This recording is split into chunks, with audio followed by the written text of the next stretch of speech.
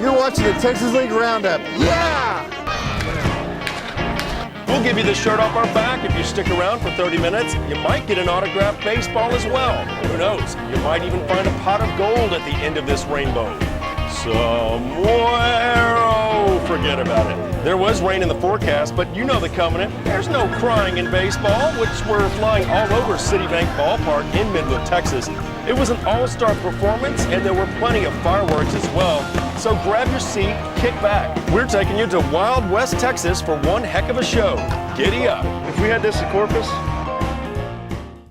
Welcome to the Texas League Roundup. I'm your host, Jeff Power. We're here at Citibank Ballpark in Midland, Texas, home of the Rockhounds. Of course, this is where the Texas League All-Star Game was played, and a good matchup between the North and the South. A lot of top-notch prospects in the AA of the Texas League. And, you know, Midland being the host team, we had a chance to catch up with some of the Rockhound players and discuss how happy they are about hosting this All-Star Game. Yeah, it's exciting. I mean, awesome atmosphere right now. People started coming out early, even for BP. You know, it's good. It's exciting for the town.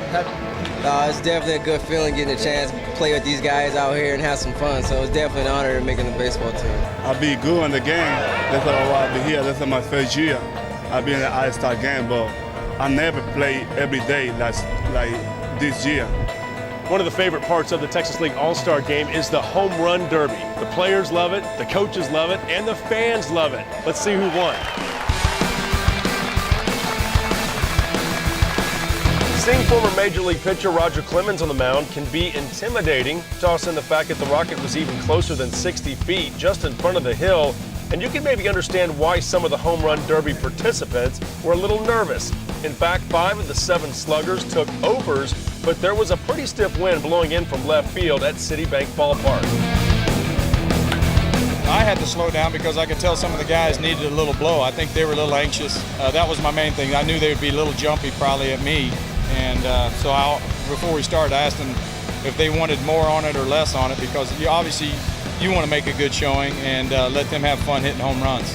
Now, truthfully, Roger never even reached 70 miles per hour, but some of the Home Run Derby hitters said Clemens had some movement on his fastball. He's not playing anymore, but his stuff still moves, and it's pretty tough to hit.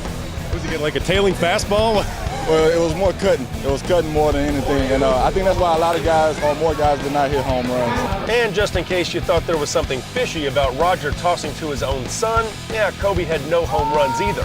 I probably kept it too low. I think he hit a couple up. He's used to hitting the balls back up the middle at me, so. Now with 6 outs to play with, homers were at a premium. Frisco slugger Joey Butler actually hit the most home runs in the opening round of the Derby with 4 to reach the finals.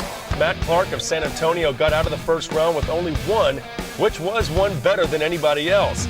Clark hit 3 dingers in the finals to beat Butler. We've caught up with Matt Clark. He is the Home Run Derby winner. He's out of San Antonio.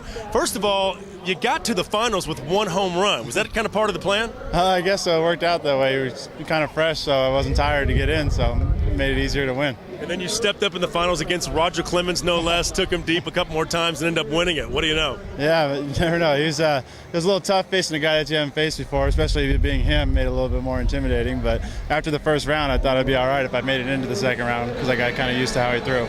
You know, Butler said he had a cut fastball going out there. Yeah. Oh, yeah, they had the new balls, so he was making a move on just naturally because he's done that for years. But you just had to get in there and wait for a straight one, and they finally got in there.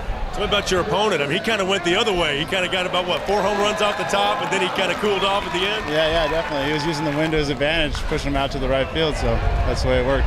But 2 South All-Stars in the finals, right? That's got to feel pretty good. Oh, yeah. We got a good team on this side, and hopefully it'll make a good game. Any other thoughts about being here in Midland for the Texas League All-Star Game? Is it a first for you, and how excited are you? Yeah, first All-Star Game, and I'm glad it came in AA when my first year in AA, so we'll see how it goes. It should be a lot of fun.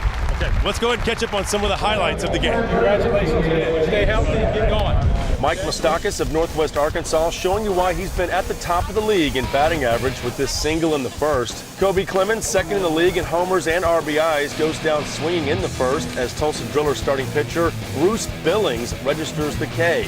Matt Clark not only won the Home Run Derby, but drove in the game's first run with this single. Archie Gilbert of Midland scores, making it 1-0 South All-Stars.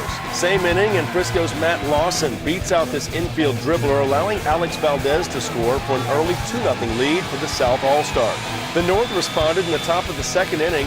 Clint Robinson led off with a moonshot to right for a solo home run, cutting the South's lead in half at 2-1. Kurt Smith of Springfield followed that up with an RBI double and later scored on Apollo Orlando's sacrifice fly for a 3-2 North lead. Luis Martinez drove in 2 runs with a shot off Naturals third baseman Mike Moustakis for a 4-3 South lead. Martinez was named the game's MVP. The South All-Stars held on for a 5-4 victory.